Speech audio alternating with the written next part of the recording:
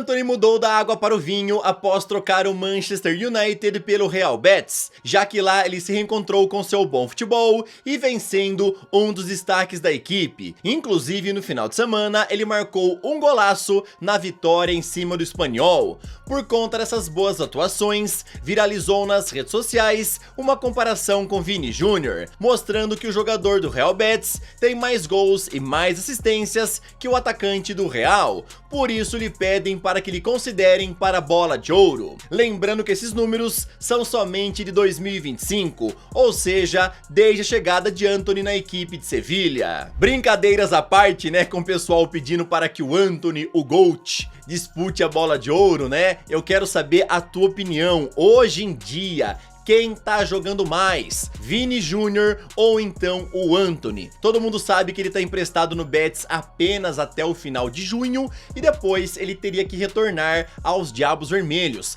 mas o Manchester não pretende utilizá-lo na próxima temporada e quer aproveitar o bom momento do Antony para vendê-lo em definitivo. O jornal Daily Mirror informou que além do Betis, quem também tem interesse em comprar o jogador é o Atlético de Madrid, e o Manchester tá pedindo 50 milhões de euros para poder vender o Antony. Eu sou o Todd, seja muito bem-vindo para mais um vídeo aqui no canal, onde eu vou te contar muita coisa interessante. Bora ver como é que foram os jogos dos times brasileiros ontem na Sul-Americana e também na Libertadores. Vou te falar sobre Leroy Sané, que levou um ultimato lá do Bayern de Munique. Bora comentar sobre o jogaço de ontem entre Internacional e Barcelona. Mais uma vez, um espetáculo de futebol, um jogo que você não podia desgrudar o olho da tela porque saía gol. Que jogo, meus amigos! Já já eu falo melhor a respeito disso, então, sem mais enrolações,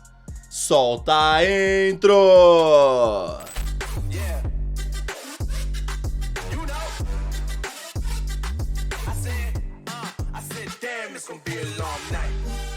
Ontem, Vitória e Defensa e Justiça ficaram no empate em 1 a 1 pela quarta rodada da Copa Sul-Americana, e ambos se complicaram na competição, já que os dois times ficaram nos últimos lugares do grupo com apenas 3 pontos cada. Mais um que se complicou na Sul-Americana foi o Corinthians, que ficou no empate em casa em 1 a 1 com o América de Cali. O Timão fica em terceiro lugar do grupo com 5 pontos, e vale a pena lembrar que apenas o primeiro colocado vai para as oitavas de final, enquanto o segundo vai disputar um playoff. Pela Copa Libertadores, Botafogo visitou o Carabobo e venceu por 2 a 1, com gols de Vitinho e Cuiabano. Assim, o Glorioso chegou a 6 pontos e se mantém vivo na disputa por uma vaga nas oitavas. O São Paulo foi outro que venceu fora de casa, já que meteu 2 a 0 no Alianza Lima, e com isso ele se mantém invictos na competição. O tricolor chegou a 10 pontos na liderança do grupo D. Fortaleza goleou Colo-Colo ao vencer por 4 a 0, com gols de Breno Lopes, Marinho, Daverson e Lucheiro.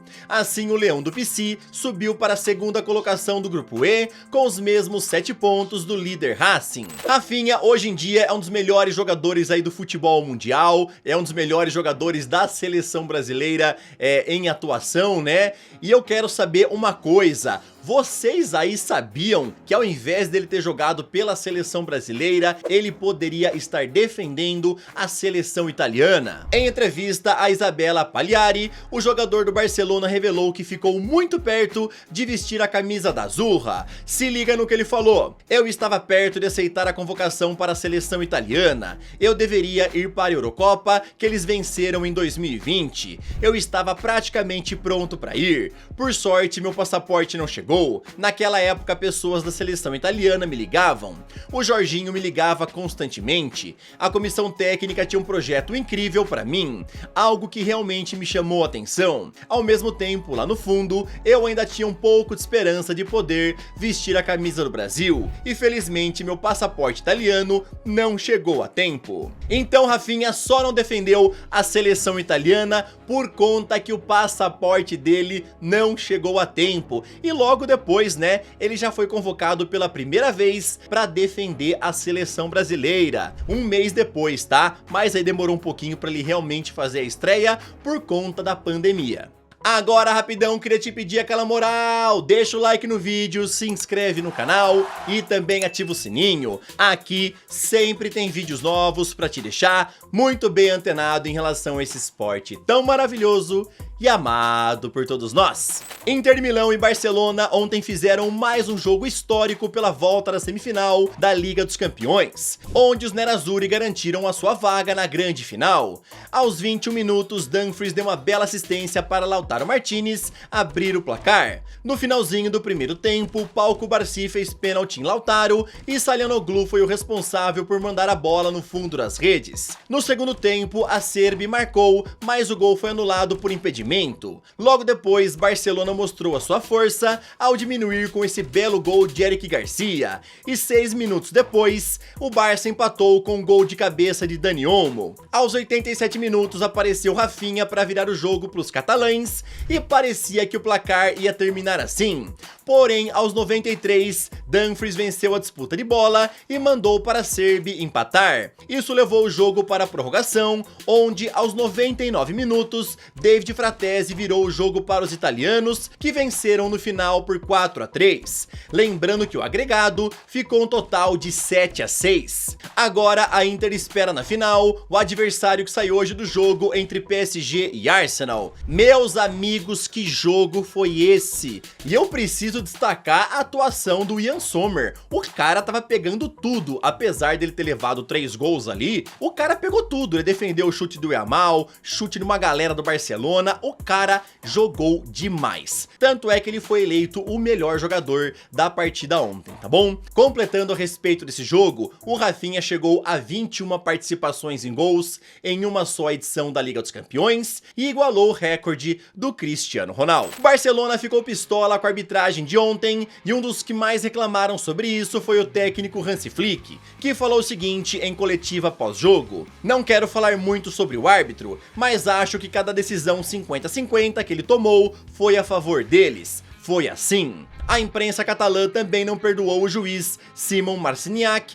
onde o jornal Sport escreveu o seguinte: "Marciniak pôs fim ao sonho heróico do Barcelona, uma atuação terrível do árbitro polonês. A Inter foi épica." Já o Mundo Deportivo falou o seguinte: "O polonês, que tem um histórico amigável com o Real Madrid, desestabilizou o Barcelona." A principal reclamação do Barcelona é da penalidade marcada em Lautaro Martinez após intervenção do VAR, que fez com que a Inter abrisse 2-0 ainda no primeiro tempo. Mas os espanhóis também reclamaram de uma possível falta em Gerard Martín no terceiro gol, que forçou a prorrogação. Meus amigos, mais um que também reclamou aí sobre o Marciniak foi o Eric Garcia, que falou que toda vez que eles vão pra lá e o Marciniak apita, é a mesma história.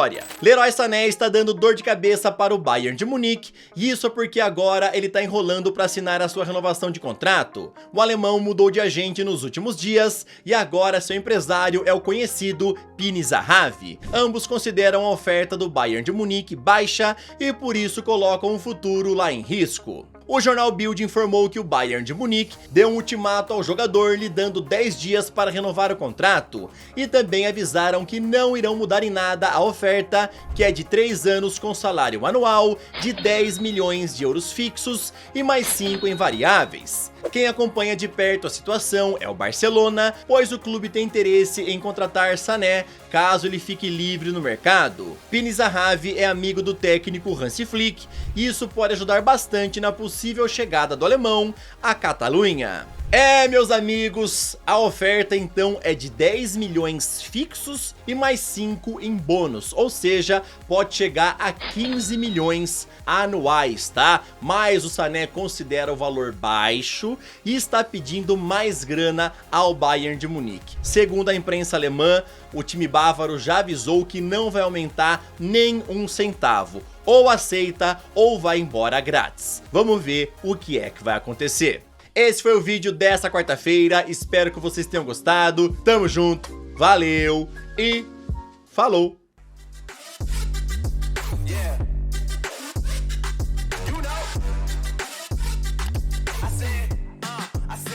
It's gonna be a long night.